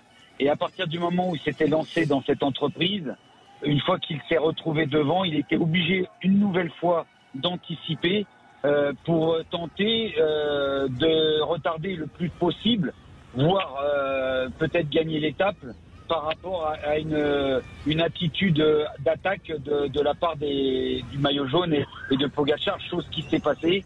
Il avait 1 minute de retard, ils ont attaqué, ils sont tout de suite revenus à 30 secondes, 20 secondes, 10 secondes, et puis après, il a décroché au train. Ils n'ont même pas eu besoin d'attaquer au train. Oui, mais à la pédale, ils étaient bien plus forts. La façon dont ils se sont regardés sur le final, dans le dernier col, s'il avait eu un petit peu plus de fraîcheur, il l'aurait peut-être laissé partir. Mais bon, voilà, avec Dessy, on ferait l'histoire. Mais voilà, c'est fini. Ouais, effectivement, et on en parlera dans un instant sur Sud Radio. On fera le conseil de classe d'ici 18h. On reviendra aussi sur cette 3e semaine, quels ont été les moments forts de cette 3e semaine, et puis on se projettera sur demain, l'arrivée aux Champs-Élysées. Qui va s'imposer du côté des Champs-Élysées? Quel genre de course? Est-ce que les équipes ont-elles toujours vraiment la main sur les étapes? On a vu que cette semaine, sur les étapes de plat, les équipes ont eu beaucoup de mal, même n'ont pas réussi à protéger et à lancer les sprinters. Est-ce que ce sera le cas demain? On en parlera évidemment jusqu'à 18h sur Sud Radio. On se retrouve tout de suite. Sud Radio fait son Tour de France avec la victoire de Tadej Pogačar, la 2e pour lui dans ce Tour de France. Rémi Dos Santos, une victoire au sprint. Une victoire au sprint juste devant Félix Gall qui vient coupé devant la ligne de Jonas Vingegaard. Simon Yates termine 4e, 5e place pour Adam Yates à 7 secondes. Il a lancé le sprint de Pogačar, donc il s'est relevé, le Britannique. Et ensuite, dans un deuxième wagon à 33 secondes, on a Warren Barguil, Thibaut Pinot, Pello Bilbao.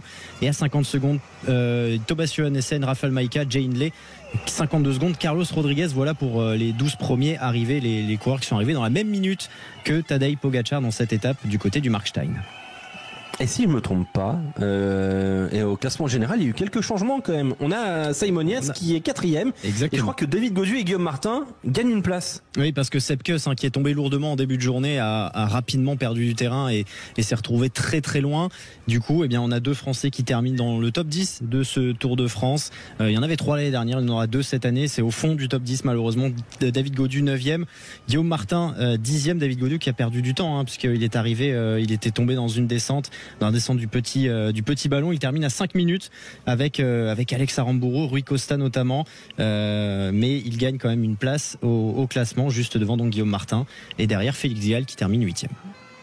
Au classement du maillot blanc à pois rouge, celui de meilleur grimpeur, Giulio Ciccone a validé le port de ce maillot et jusqu'à la fin de ce Tour de France. Ouais, exactement, il a pris 17 points aujourd'hui si mes calculs sont bons, suffisant pour bien tenir cette place. Il a bien fait parce que Félix Gall est passé en tête au sommet du Platzer Vasel. C'était le dernier avec Vingegaard, mais ça intéressait évidemment certainement plus Félix Gall. C'était le dernier à vraiment pouvoir inquiéter l'Italien. Il avait fait le job en début de journée et du coup, bien l'Italien sera sur le podium demain à Paris. Il pourra avec ce maillot de meilleur grimpeur. Qu'il a remporté en sortant assez régulièrement, comme toujours. C'est plus un maillot désormais de baroudeur entre guillemets que grimpeur véritablement. Ouais, un maillot d'attaquant que de meilleur grimpeur. Voilà donc pour les maillots distinctifs de ce Tour de France. Tiens, une petite question, Vincent Barthaud. On va dire un petit peu le changement de profil de coureur pour aller chercher ce maillot de meilleur grimpeur qui n'est peut-être plus autant un maillot de meilleur grimpeur. Ben oui, c'est un peu bizarre. On les laisse aller prendre des points et autres, mais bon, Ciccone, c'est quand même un sacré coursier. Il a quand même des victoires d'étape sur le Giro. Il a déjà été meilleur grimpeur du Giro.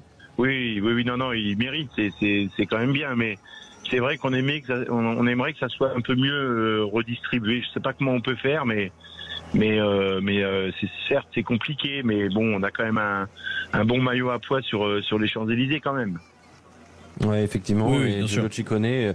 Et c'est beau pour la Lidl Trek. Tiens, on en parlera, la Lidl Trek, peut-être dans le conseil de classe, dans quelques instants sur Sud Radio. Puis on va aussi se poser une question.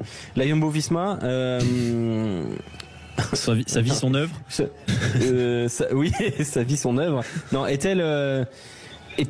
comprenez-vous le manque d'amour que le cyclisme a pour la Jumbo-Visma, notamment après les déclarations à l'encontre de la Groupama FDJ. On en parle dans un instant sur Sud Radio, parce que c'est une polémique qui est née hier dans une interview du journal L'Équipe. Marc Madiot a répondu ce matin, et il y a de la tension, beaucoup de tension dans le peloton du Tour de France. À tout de suite. Sud Radio fait son Tour de France après la victoire de Tadej Pogačar en haut du Markstein, et le maillot jaune conforté par Jonas Vingegaard. On est avec Rémi Dos Santos, avec Vincent Barthaud, Pascal Chanteur, Quentin Cavanis, et vous au 0826 300 Rémi Dos Santos. Rappelons bien le top 10 de cette arrivée de cette 20e étape. La victoire donc de Tadej Pogačar au sprint devant Félix Gall, Jonas Vingegaard et Simon Yates.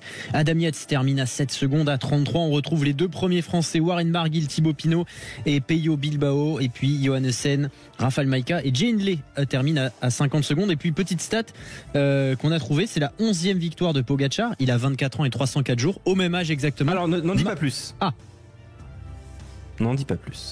Très bien. Rémi Dos Santos. Vincent Barthaud, Pascal Chanteur, vous êtes avec nous. Oui. Effectivement, 11e victoire à 24 ans et 304 jours pour je vois que tu as vu passer la Pogačar. stat aussi. Ah oui, tout à fait. Les deux autres poursuivants, puisqu'il est maintenant à cet âge-là celui qui a gagné le plus d'étapes sur le Tour de France, qui sont les 2e et 3e, donc le nombre le plus d'étapes gagnées à 24 ans et 304 jours. Vincent Barthaud, as-tu une idée sur le Tour de France? Qui a gagné en étant le plus jeune, le plus d'étapes, c'est ça? Exactement, oui. À l'âge de 24 ans et 304 jours, Tadej Pogačar a 11 victoires sur le Tour de France. Mais le 2e et le 3e dans ce classement ont 10 et 6 victoires. Qui sont-ils? Il y a Merckx, non? Oui, il y a Merckx avec 6 victoires, mais qui est avec 10 victoires le numéro 2? Cavendish, non? Ah oui, Cavendish, très bon Pascal Chanteur. Bravo messieurs. Bravo. Bah oui, Cavendish, puisqu'il a 30 victoires. Rendez-vous compte, c'est un coureur de classement général qui donc domine ce classement. Presque d'ailleurs la sensation d'avoir vu plus et on en parlera dans un instant quand on fera le retour sur cette 3e semaine, que dans ce Tour de France on a vu plus de sprint parmi les coureurs du classement général que parmi les sprinteurs. C'est vrai. Et c'est quand même assez particulier. Je voulais revenir sur ce qui a un petit peu enflammé le peloton aujourd'hui de ce Tour de France avant de faire le conseil de classe. Puisque j'ai l'impression quand même que c'est un sujet assez brûlant. Il s'est passé quelque chose. Alors, on a monsieur Richard Plug, le patron de la Jumbo-Visma, qui s'est exprimé auprès du journal L'Équipe hier soir, avec une question qui est légitime, avec la domination de Jonas Vingegaard, je cite: tout le monde se pose des questions sur votre équipe. Que faites-vous face à ce scepticisme? Question donc du journal L'Équipe. Réponse extrait de la part du patron de la Jumbo-Visma. La chose que je veux dire, c'est que certaines personnes pourraient regarder plus en profondeur, se poser les bonnes questions, analyser ce qu'il y a dans le cyclisme. Par exemple, la télévision australienne a fait une analyse du contre-la-montre avec les vidéos de Jonas et Tadej Pogačar en parallèle, et on voit déjà un grand gap, une grande différence dans le pédalage. Arrêtez de parler de suspicion. Et puis aussi, alors là, c'est cadeau. On regarde aussi autour de nous ce que font les autres. Accrochez-vous. Par exemple, on était avec une équipe française. Alors, Richard Plug ne signifie pas que c'est la Groupama FDJ, mais tout le monde le sait. À notre hôtel durant la journée de repos lundi. On voyait des coureurs boire des grandes bières. L'alcool, c'est du poison, et surtout quand vous êtes fatigué, vous allez l'être encore plus. Nous, personne n'a bu d'alcool, car ça vous casse, et même ceux qui ne sont pas des coureurs ne devraient pas en boire. Donc c'est tout un ensemble. On peut ouvrir nos portes, répondre à toutes les questions, mais il faut aussi montrer l'autre côté. Réponse de Marc Madiot. C'est nul. Parce que forcément. Ferme ta gueule, tu lui as dit. Il lui a dit, c'est bon, stop. À toutes les journées de repos, on fait un moment de convivialité entre mes coureurs et l'encadrement boit une bière, pas forcément les coureurs. Et quand bien même, ils en auraient bu une, cela n'a pas été des 50 centilitres comme j'ai pu lire. J'étais à table, il y avait des Perrier, c'est minable, petit et minable, c'est une honte. Et là, il est encore monté en pression, Marc Madiot, vous le connaissez. Mais pour qui il se prend, lui? J'ai mon nutritionniste à côté, il peut vous parler de ce qu'on a fait au sein de l'équipe. Franchement, c'est une attaque d'une bassesse exceptionnelle de sa part. Le lendemain, j'ai demandé à mes 8 coureurs de faire le chrono à fond, y compris les non-spécialistes. Et le moins bon fait 80e. Alors en réalité, c'est Quentin Pacha qui fait 81e. J'ai mis 8 coureurs dans les 80 premiers le lendemain. J'en avais 4 dans l'échappée alors qu'il ferme sa gueule. Encore une fois, je cite évidemment. Je n'ai pas l'intention de le croiser, j'en ai rien à foutre de sa gueule, je ne vais pas m'abaisser à aller le voir, je suis fâché, c'est minable. Alors c'est monté un peu en pression quand même entre la Jumbo-Visma, Richard Plug d'un côté et Marc Madiot et Groupama FDJ de l'autre. À qui le tort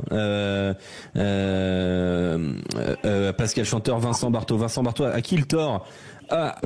Au manager. Au Tour de France, aux supporters de toujours pointer du doigt la Jumbo-Visma sous l'angle de la suspicion, ou la réaction du patron de la Jumbo-Visma est condamnable selon toi? Oui ou non? Oui, elle est condamnable. En plus, ça sert à rien de raconter des trucs pareils. Et on a le droit de boire une bière. Il y a des mecs qui font 200 bornes par jour. C'est pas une bière qui va te tuer. Moi, la veille où je prends mon maillot jaune, j'avais une petite fringale. Les voitures repartaient tout doucement. J'ai vu un mec qui vendait des frites. Je me suis tapé un cornet de frites avec une mayonnaise. Il y avait Peter Post qui était derrière. Il a dit, oh bah dis donc, celui-là. Et le lendemain, j'ai pris le maillot jaune. Mais ceci dit, quand tu bois une bière, tu peux boire une bière. C'est nul ce qu'il raconte. Ça. Après la substitution, voilà, on pourra pas l'arrêter. Voilà, ça c'est un autre débat. Mais de dire les mecs qui boivent de l'alcool, c'est nul. Tu peux très bien boire une bière après une étape d'arrivée. C'est pas un problème. Ça hydrate. Hein, ça reste du. Non, mais l'eau, oui, mais peu importe si ça hydrate, mais voilà, le gars de tous les jours, comme vous, comme moi, boire des bières tous les jours, non. Mais par contre, le coursier, s'il a envie de boire une bière, il peut, avec même en mangeant un hamburger. C'est vraiment pas le problème. Lemon, moi j'ai connu Lemon, moi. Ouais. Il mangeait aussi des fois un hamburger quand il en avait envie dans une course et même sur le Tour de France, je sais qu'il l'a fait à la journée de repos. Il y a aucun problème, les mecs ils font 200 bandes par jour. Ça serait quand même malheureux de pas manger ou boire ce que tu as envie. Alors forcément, et ce qui est drôle. Ce qui est drôle, Vincent, c'est qu'on a retrouvé derrière une image de la Jumbo-Visma d'il y a 2 ans, ou 2020, il y a 3 ans, qui poste une image d'énormes pichets de bière sur une journée de repos du Tour de France. C'est quand même un sketch. Rémi Dos Santos. Ah oui. Comment on peut... Enfin, cette attaque-là, elle est quand même frontale contre la Groupama FDJ, mais j'ai l'impression que c'est plus large, que la Jumbo-Visma est un peu... s'oppose un petit peu à l'intégralité du Tour de France et des équipes qui y participent. C'est assez étrange. Hein. Je vais faire un parallèle et je n'incrimine personne et je n'accuse rien. Mais on a l'impression de voir ce que faisait l'US Postal, Johan Brunel et Lance Armstrong à l'époque où ils dominaient. Je dis pas qu'il y a du dopage à la Jumbo. Je dis pas ça du tout. Je dis juste que quand tu gagnes, t'es pointé du doigt dans le vélo. J'en suis le premier déçu parce que oui, il y a certainement encore un peu de dopage dans le vélo et malheureusement il y en aura toujours, comme dans tous les sports. Mais quand t'es premier, t'es évidemment suspecté et répondre de cette manière, ça n'a aucun sens alors que tu peux répondre sur le terrain, sur la route et être irréprochable dans ta communication et dans tes courses. Là, c'est pas le cas. Dans la com, c'est complètement raté. Et même en course, vu ce qu'a fait la Jumbo aujourd'hui, aujourd'hui et même depuis 3 semaines, c'est particulier. Alors ils ont raison parce qu'ils gagnent, certes. Ouais, voilà. Ouais. Mais ils montrent pas le meilleur côté du vélo et même le meilleur côté humain. Voilà. Non, mais alors, en plus, il n'y a pas lieu d'avoir une polémique comme ça sur je te bois une bière. Après, faut pas forcément dire du dopage, il y en aura toujours. Parce que quand même, au jour d'aujourd'hui, tout le monde a fait une fixation du contre-la-montre où Vingegaard a écrasé. Mais ce qu'il faut quand même savoir... On en parlera globalement de ce qui s'est passé cette semaine et de cet angle de la suspicion des suiveurs et des non-suiveurs du Tour de France, parce qu'il y a des choses importantes à signaler et on l'abordera. Pascal Chanteur, cette déclaration-là du patron de la Jumbo-Visma à l'encontre de la Groupama FDJ, qu'il ne prend pas la peine d'ailleurs de signaler, mais en le faisant de façon déguisée, qu'est-ce que t'en as pensé quand t'as lu ces mots-là et la réaction derrière de Marc Madiot? Pascal? Oula. Ah, ok. Il a croisé un sanglier. Ça le fait ronfler. Que se passe-t-il, Pascal Chanteur? Il est parti boire une bière, lui. Il a le droit. C'est pas fini le tour. Attention. On a perdu Pascal. On a perdu Pascal. Lui, c'est pas de la petite bière, hein, c'est du 50. Hein. Il l'a dit. Ça y est, on l'a perdu officiellement. Je peux l'assurer. Cela n'a pas été des 50 centilitres, il l'a dit, Marc Madiot. On lui va prendre un avertissement toujours, hein, avec la Jumbo. Oui. Oui. De toute façon, dans quelques instants, c'est le conseil de classe. Quentin Cabanis, ces mots-là, tu les découvres parce que je t'ai mis un petit peu sur le fait accompli. T'es surpris de cette attaque de la Jumbo? Un petit peu, parce que se défendre, c'est pas forcément, quand on se défend, on n'a pas besoin d'attaquer les autres forcément. Je veux dire, la Groupama FDJ, ils ont rien demandé à personne, ils se prennent une balle perdue comme ça, alors que s'ils avaient une journée cohésion pendant la journée de repos, je pense que ils ont assez souffert sur le tour pour pas en plus leur mettre des balles perdues comme ça. Ça fait qu'encore écorner un petit peu plus à l'image de la Jumbo dans l'imaginaire collectif, et ça va peut-être être un des vainqueurs du Tour les moins aimés, Vingegaard, avec son équipe qui fait rien pour être apprécié, et lui qui a des attitudes parfois un peu spéciales. Donc voilà, on est en train de se diriger vers un vainqueur sans popularité, et à côté de ça, Pogačar retrouve une cote d'amour plus importante que jamais, j'ai l'impression. Ouais, effectivement, c'est toujours comme ça, hein. La dualité des avis et des regards, quand l'un est détesté, l'autre forcément est un peu plus apprécié, et ça a été le cas, hein, dans ce Tour de France pour Tadej Pogačar et Jonas Vingegaard. Eh bien, on va faire le conseil de classe. À tout de suite. Vous êtes bien sur Sud Radio, on est avec Vincent Barthaud, Pascal Chanteur, Rémi Dos Santos, Quentin Cabanis, et vous au 0826 300 300. Est-ce que Pascal, on t'a retrouvé? Est-ce que tu nous entends bien, Pascal? J'ai du réseau. Magnifique. On va en profiter. Ça va tenir. Alors, qu'as-tu pensé des déclarations de Jumbo-Visma? Alors écoutez, Jumbo-Visma c'est une chose et Richard Plug en est une autre. Ce que j'arrive pas à comprendre, c'est que lorsqu'on est un gagnant, lorsqu'on est vainqueur, lorsqu'on est au-dessus de la mêlée, on se doit de rester humble, on se doit de respecter les uns les autres, et ce n'est certainement pas en ayant ce genre de déclaration qui n'en est en fait pas une, mais uniquement à causer du tort à certaines personnes. Et ce genre de choses ne fait que d'apporter de l'animosité entre les gens, et c'est très mauvais, ne serait-ce que pour lui, mais pour son équipe en général. Et je suis extrêmement déçu parce que je croyais que monsieur Richard Plug était bien plus intelligent que ça, et qui plus est qu'en étant un ancien journaliste, en ayant une déontologie et une éthique, il sait pertinemment le côté dévastateur de ce genre de déclaration. Donc je suis extrêmement surpris, mais sur certains points, ça ne me surprend pas de la part de monsieur Plug. Voilà. Comme ça, c'est réglé. Allons sur le conseil de classe. Sud Radio fait son tour de France. Le conseil de classe. Le conseil de classe, 3 catégories en musique, évidemment. C'est l'avant-dernier conseil de classe de ce Tour de France sur cette avant-dernière étape. On va décerner des prix à des équipes, des prix convoités comme les félicitations ou les compliments, et des prix un peu moins convoités, notamment comme les avertissements. Et les avertissements, on a déjà des idées. Mais alors pour le reste, qu'est-ce qu'on va faire? On va se poser la question. On attaque les avertissements. Je vous emmerde tous autant que vous êtes. Hérétique! Voilà. Sud Radio fait son tour de France. C'est le roi des cons au pays des emmerdeurs. Un petit con, casse-couille, qui prend la tête, d'accord, hein? À la boulette. Ça dépasse tout ce que j'ai pu imaginer. Ah oui, j'ai fait la boulette. Ça peut arriver. Ça peut arriver effectivement de faire la boulette. Avertissement à qui? On commence par qui? Tiens, qui veut être le premier à taper sur Jumbo Visma? Pascal Chanteur. Moi, je veux bien être le premier, mais personne ne copie sur moi. Ah bah Pascal Chanteur, allez c'est parti. Pascal, ce sera pour toi finalement, puisque on va copier sur toi, je crois, Pascal. Eh bien moi, la Jumbo Visma et Richard Plug. Ah. D'accord. Pour quelle raison aujourd'hui? Surprise. Eh ben, toutes les raisons que je viens d'exprimer juste un petit peu avant. Et pour la Jumbo Visma, par rapport à l'attitude de Vingegaard que je trouve totalement incompréhensible sur ce final d'étape. On n'a pas compris. On a encore une fois pas compris. Ouais, excusez-moi, vous m'entendez mieux là ou pas? Oui, on t'entend.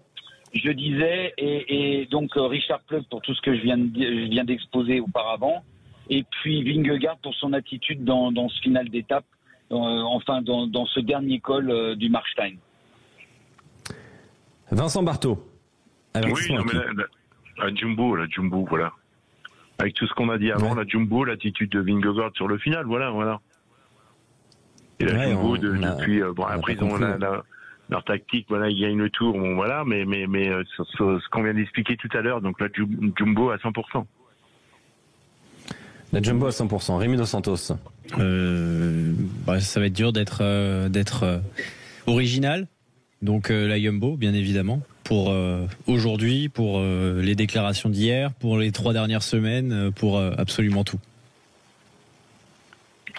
Très bien. Alors moi, je suis probablement impopulaire, mais je vais me lancer. Moi, c'est contre AG2R. Oui, c'est aujourd'hui. Je comprends. Je vois où tu veux en venir, et c'est éventuellement le deuxième que j'aurais dit, mais je peux pas les mettre là-dedans. Pourquoi Félix Gall a roulé autant? C'est surtout ça en fait le problème. Félix Gall, il roule pour aller gagner la victoire pour lui-même. C'est logique que lui, il s'en fiche que Pinot soit chez lui. Le choix du cœur par rapport à la victoire de Thibaut Pinot, évidemment, m'aurait fait dire l'avertissement à AG2R pour Félix Gall. Et bon, lui, il est dans sa course, c'est normal.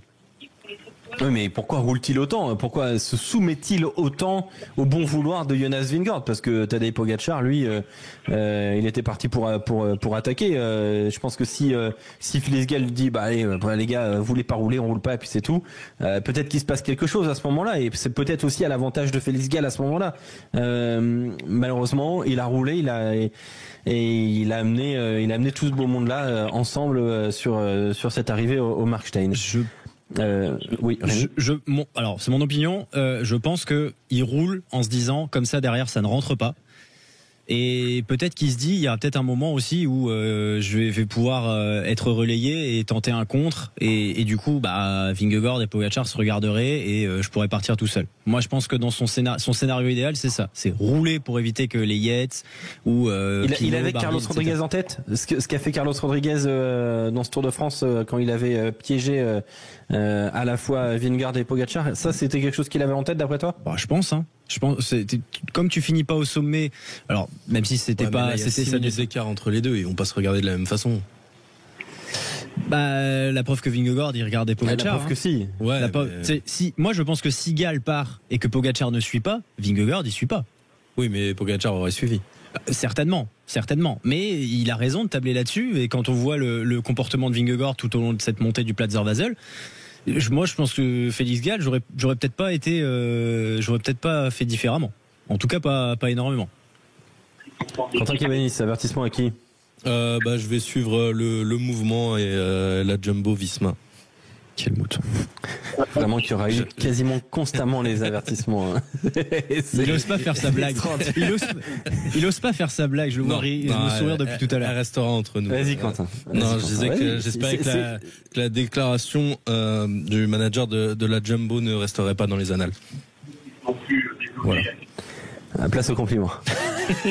Petit, tu es doué, très doué. Sud Radio fait son tour de France.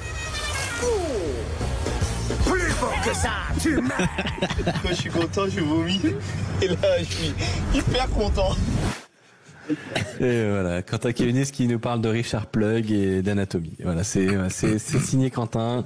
Si vous n'êtes pas content, Vous avez le droit de l'être, hein, évidemment. C'est le 0826 300 300. Et vous savez quoi, en plus, vous appelez directement sur le poste de Quentin Cabanis, ce qui est une réalité.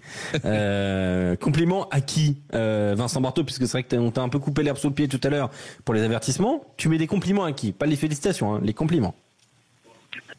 Moi, je vais mettre compliment à Thibaut Pinot. Ah, quand même. La Groupama FDJ et Thibaut Pinot. Groupama FDJ, pardon. Ouais, exactement. Voilà. Pour ce qu'il a essayé de faire aujourd'hui. Voilà. Parce qu'il a probablement pas tout fait correctement, tactiquement parlant, mais une certaine idée du panache. Voilà, il a tout donné sans réfléchir. Voilà, il a tout donné. Il a cru que ça allait passer, mais voilà, il a été pris par tous les supporters, autres, et voilà. Mais bon, quand ça l'a malheureusement lâché, ça l'a lâché, mais c'est quand même mieux que de rester dans le peloton et de subir. Donc il a quand même, voilà, pour une fin de carrière, ça a été une image magnifique. Très très belle image. Compliment donc à Thibaut Pinot pour Vincent Barthaud, Rémi Dos Santos. La Groupama FDJ. Parce que oui, Thibaut Pinot évidemment, mais il faut pas oublier le travail de Valentin Madouas et Stéphane Kung en début d'étape pour l'aider à revenir sur l'échappée, puisqu'il n'était pas dans l'échappée matinale, qui est parti en premier. Et puis derrière ils ont roulé justement pour faire mal aux adversaires de Pinot et lui permettre d'attaquer, notamment ce qui s'est passé dans le petit ballon avec le gros relais de Madouas pour mettre Thibaut Pinot sur orbite. Donc la Groupama FDJ en sont ensemble. Pascal Chanteur.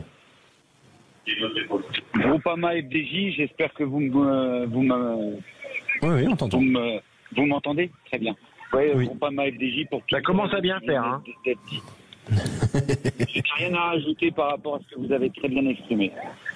Bon bah parfait, Quentin Cabanis. Écoute, moi je vais changer, je vais dire la Lidl Trek avec Ciccone qui assure le maillot à poids, qui a pris les échappées pour aller ravir les points au sommet des deux premières ascensions, histoire d'assurer ce maillot à poids. Il l'a célébré comme une victoire, hein, d'ailleurs la deuxième montée, et donc voilà, c'est pour ça que je vais mettre mes compliments à la Lidl. Oui, tu vois, je te rejoins, Quentin Cabanis. J'ai beaucoup aimé le duo Skelmose Ciccone, c'était tic et tac, à chaque fois dans les échappées. C'était super à suivre. Et puis ils ont un beau maillot. Voilà, c'était mon analyse. Félicitations. Puis il a mis le bas du cuissard aussi à poids, et c'est quand même beaucoup plus classe. Ça on aime. On aime ceux qui mettent à 100% le maillot distinctif. C'est quand même autre chose. Eh oui. Allez, les félicitations. Sud Radio fait son tour de France. Mais je t'aime. Excusez-moi, reprenez depuis le début, je vous écoute. Je t'aime en feu, je t'aime en or. Je t'aime soucieux, je t'aime trop fort. Je t'aime pour deux, je t'aime à tort. C'est périlleux, je t'aime encore.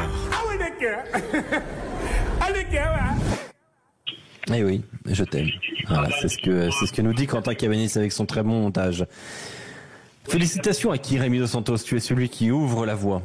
UAE, sans hésitation. Il y a la victoire d'étape, le superbe sprint de Pogačar, il y a le retour d'Adam Yates pour emmener ce sprint, il y a le travail de Rafał Majka et le travail de tous les autres aussi pour maintenir cette échappée à 1 minute 30. S'il ne travaille pas dès le début de la journée, l'échappée prend 5-6 minutes et se joue la victoire en Markstein. Donc succès d'équipe. Succès d'équipe, félicité donc par Rémi Dos Santos, donc pour cette team UAE. Vincent Barthaud. Moi je vais féliciter Vingegaard pour sa vie. Je rigole. J'étais pas à l'aise là. Non, Pardon. Je vais d'abord féliciter mon invité Greg Larty, c'est lui qui avait donné le vainqueur Pogačar. C'est vrai. Voilà. Ouais. Donc moi je vais féliciter Pogačar du Emirates. Voilà, pour cette victoire d'aujourd'hui. Voilà, ça va le consoler un peu de pas avoir gagné le tour, mais voilà, il en a gagné une belle. Belle victoire effectivement, et moi aussi j'avais eu ça dans mon oreillette, mais bon. Voilà, c'est vrai que tout le monde l'a oublié. Quentin Cabanis, félicitations à qui? La team UAE. Voilà, pour la victoire du jour, pour avoir roulé toute la journée. Il l'avait dit ce matin, Pogačar, qui voulait aller chercher cette étape, et son équipe a bossé et lui il a fini le travail. Donc voilà, félicitations à lui pour ce succès.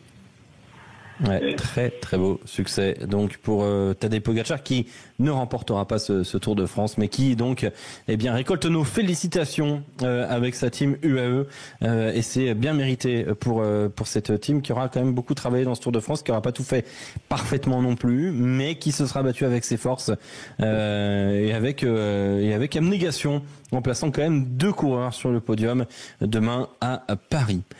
Avant d'évoquer justement l'arrivée aux Champs-Élysées, j'ai une question, une seule. On développera très peu. Tour de table. Un mot, un seul, pour revenir sur cette 3e semaine. Un mot, un seul sur cette 3e semaine. Quentin Cabanis. Surprenant. Surprenant pourquoi ? Je m'attendais pas à ce que Pogačar explose autant en termes de temps par rapport à Vingegaard. Je pensais que la lutte allait être beaucoup plus serrée jusqu'au bout. Rémi Dos Santos. Écrasante. Telle est la domination de Tadej Pogačar sur le contre-la-montre. Vingegaard. De Vingegaard, pardon. Exactement. Sur le chrono, mais même le lendemain, sur l'étape de la Lose. Certes, c'est Pogačar avant tout qui explose, mais c'est dû au travail de la Jumbo et à l'accélération de Vingegaard. Vincent Barthaud, quel mot tu choisis pour définir cette 3e semaine ? Épuisante. Épuisante pour toi ou épuisante pour les coureurs ? Un peu pour tout le monde. Un peu pour tout le monde. Ouais, voilà. C'est vrai que c'était une 3e semaine assez particulière. Et moi, j'ai choisi un mot qui va nous amener sur la discussion de demain, pour demain. J'ai choisi le mot baroudeur. Parce qu'on a vu 2 étapes de plat hier et avant-hier et 2 victoires d'échappée et un peloton qui n'a pas réussi à mettre en place des stratégies de sprinter et surtout une Alpecin de Koenig qui n'est plus du tout aidée par les autres et notamment par Intermarché Groupe ou Anti-Groupe Gobert. On a vu que qu'il y avait eu des discussions aussi assez houleuses entre les 2 équipes. L'Alpecin juste déclarant qu'elle n'avait plus d'aide de la part d'autres équipes de sprinters et en même temps pourquoi aider à gagner l'adversaire quand il a une telle supériorité. Et Jasper Philipsen, on va se poser justement la question de demain. Demain, ça finit au sprint ou ça finit pas au sprint, Rémi Dos Santos? Est-ce que vraiment demain, pour la première fois en pas mal d'années, on a l'idée possible, et c'est un embryon d'idée qu'une échappée peut faire quelque chose, même si c'est très très rare sur la route du Tour de France et sur l'arrivée aux Champs-Élysées. Je t'aurais dit oui si Victor Lafay était encore sur le Tour de France, et comme il a abandonné aujourd'hui, il n'y aura pas de coup du kilomètre sur l'étape des Champs demain. Un petit Laporte. Donc tu ne crois pas à une victoire d'une échappée demain? Non, je crois pas. Malgré le fait que le peloton a du mal à gérer la mise en place d'un peloton d'un sprint depuis un petit moment maintenant. Oui, mais là c'est la dernière étape et puis elle est moins longue. Et je pense que tout le monde est cramé, donc tenir tête au peloton sera d'autant plus dur pour les mecs qui tenteront. Vincent Barthaud, sprint ou pas sprint demain? Je pense sprint, parce que ça, il n'y a jamais rien d'impossible pour qu'un gars puisse faire le kilomètre et autres, mais non, je pense que Philipsen va vouloir gagner avec son maillot vert sur les champs, donc je pense que ça va être une arrivée au sprint. Quentin Cabanis, un peu de romantisme ou pas? J'ai bien peur que non. Je pense que ça va finir logiquement au sprint.